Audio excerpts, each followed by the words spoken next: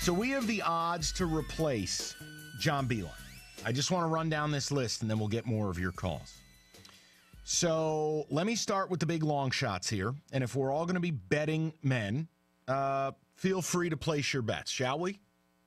Now, we all agree Michigan is all right, without argument, like where no one complains and no one dares to argue, it's a top 20 job. No, top 10. No, I'm saying... I'm joking with you. You said right, no one argued. No one would argue. We'd all agree. No one would. It's in the top 20. Now, top 15, the arguments would begin. Top 10, I think there'd be resistance. I think it's somewhere between 10 and 20. It's a good job. They also have money to spend. Now, keep those factors in mind. Here we go.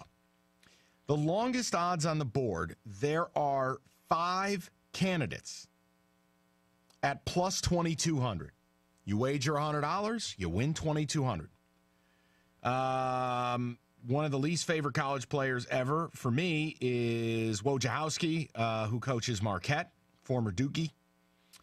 You have former Beeline assistant and former Duke player Johnny Dawkins. You have Jay Wright, Villanova's head coach. You have Bobby Hurley, Arizona State head coach. You got Bob McKillop, Davison's head coach, all plus 2,200. Anyone want to place a bet on any of those gentlemen? No. David? No. Out. The next grouping, I have 2 gentlemen at plus 900. Current Florida head coach Mike White and current Butler head coach Lavelle Jordan. Jordan, former Beeline assistant. I have mentioned Jordan as a guy I would look to. Young, former player, a Beeline assistant, had spent a little time at the school. Butler's a system-oriented program. They recruit Butler players, right? It's very Beeline-esque. I think you could preserve some of that culture. It's got to be about whether you believe Lavelle Jordan is a high-upside young coach. I don't have that answer. Did a really nice job in a brief stint at Milwaukee. This year at Butler, disappointing. I think they were, where were they, like 18 and 15? But sneaky at plus 900. I don't think that'd be the worst hire in the world. Plus, it's late in the cycle. Sully, David? Yeah, he's a guy at 9-1 that if they can't or if they miss on one of the big names, all of a sudden he becomes really, really live. Now, here are 2 guys, assistants, at plus 600. Short odds here. Now we get to the nitty-gritty. Sadie Washington, plus 600, or Luke Yaklich, the defensive coordinator. I think those would be way too safe, don't you, to satisfy people? Wouldn't that be, if you'd end up with them if everyone else said no? Yes. Now, Yaklich, there's no issue for me. He's the defensive teeth of the program. Clearly knows what type of player they're recruiting. Knows the kids they've brought in this recruiting class. I think they have 2 of them. Wouldn't be the worst thing in the world, but it wouldn't fit the profile if Ward Manuel's telling the truth of a national search, right? The next name at plus 500, intriguing, familiar, and I don't think it's unrealistic. Former Wolverine Juwan Howard, plus 500. Who's interviewing for the T-Wolves job as well. Mm-hmm. Would the call of going back to Michigan be strong enough to have him leave the NBA life? And again, I made this point with Beeline. The NBA life, man, it's the 4 seasons, it's charters, it's 5-star, it's the big leagues. It's hard to replicate that in college. College is a pain in the ass. That's a good life. You make good money. But you're living in podunk-ass towns. You're probably staying at the Holiday Inn Express. It's a lot of long recruiting trips. It's a lot of mastacholi and telling kids what they want to hear. You got to get Juwan to give up dinner at Prime 112, for dinner at the Knights. It's a totally different experience. Yeah, and I'm going to be honest. He hasn't been a head coach before, and there would be a ton of pressure if he decided to come back to Michigan. So you're saying no there? I'm saying no. Okay. The next suggestion is the most outer space lunatic thing I have ever read. And if you hire this man, may God have mercy on your soul. At plus 475, noted scumbag and Dracula impersonator, Rick Pitino. What? You've got to be kidding me. And I even double-checked that wasn't Richard Pitino. That was actually Rick Pitino. And yes, it is Rick Pitino. No, that's hooker scandal. That's bistro banging. That's absolute maniac Rick Pitino. Plus 475. Mike, I would keel over dead if they hired Rick Pitino. Could you imagine a school that likes to act like they're above it, like they're beyond the pale, hiring Rick freaking Pitino? Go from Beeline's clean program to Rick Pitino. Wow.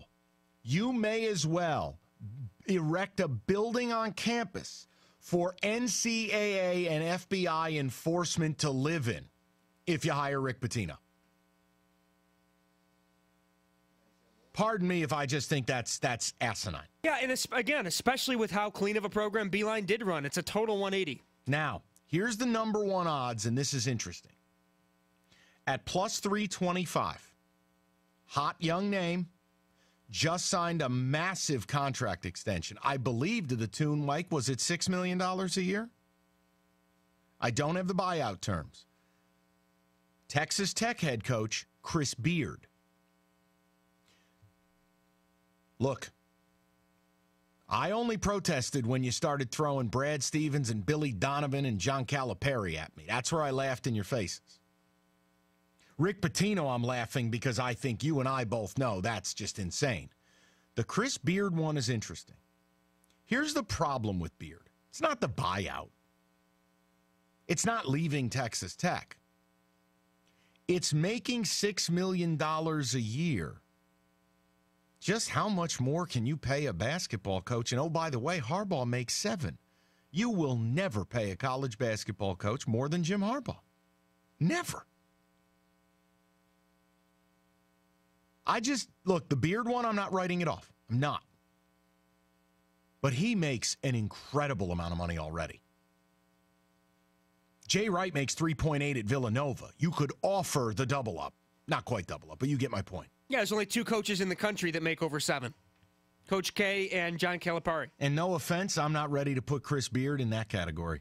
Beautiful run at Texas Tech. You've done a nice job. I get it. Defensive oriented. I see the fit. Fine. I'm not paying him that kind of money. Well, and John Beeline was the 10th highest paid coach in America as is with 3.8. But Mike, that doesn't mean I'm paying Chris Beard that money. Right. He's making an average of $4.6 million a year now with his new contract. 4.6. You'd have to put him in the mid fives. And if you're paying and what's him, the buyout? That's more than Tom Izzo makes. I mean, right. What's the buyout at that point? $12 million, right? $12 million is Chris Beard. Look, man. Michigan has deep pockets, though. That's the thing. No, and that's fine. But like, isn't there diminishing returns at some point? Yeah. Think about if you're paying that type of money, you're making a guy at Michigan a top 3 paid college basketball coach. And for what? 1 year at Texas Tech of note? What he did at Arkansas Little Rock? Is that really what counts? See, that's the name I mentioned to Kyle yesterday before his show. I would like Chris Beard. Sure. I don't think they would pay him. And I honestly think he is a Texas Tech guy. He was an assistant there. Under Bobby Knight. So I don't think he would leave. I think what he would do is use Michigan as leverage to then get more money from Texas Tech. But he can. He already just got a new deal. Well, Two new deals in one offseason? He just went to a title way. game. I can see him trying to use it, though, for leverage. But Michigan, you're right. They cannot. Let me ask you this question. Stay with me for 1 second, and then we'll get back to business. If you have the ability to pay your college basketball coach $5.5 million a year, why didn't you just make that Beeline's extension last year? Why did you bleep around paying him 3.6? Why didn't you just say, John, why don't we squash the NBA stuff right now? I'm going to pay you $5 million a year. I'm going to make you a top 5 paid coach in this country. We're going to give you one of these insurance policy delights like we gave Jimmy Harbaugh. Why didn't they just make the power move last year? I hear you, but a dream is a dream. I get it, but the dream's easier when you get lowballed on your extension. I know. I hear you, but I just think that sometimes, or maybe they offered him to him. He said, you know what? Let me hold on and wait. Wait, let me take less? I'm just saying. I don't think so. Let me try next year, and then we'll go from there. Back to your calls next. If you have comments on that, please feel free. 248-539-9797. Dr. Stanley wants to reach out to the big dudes out there.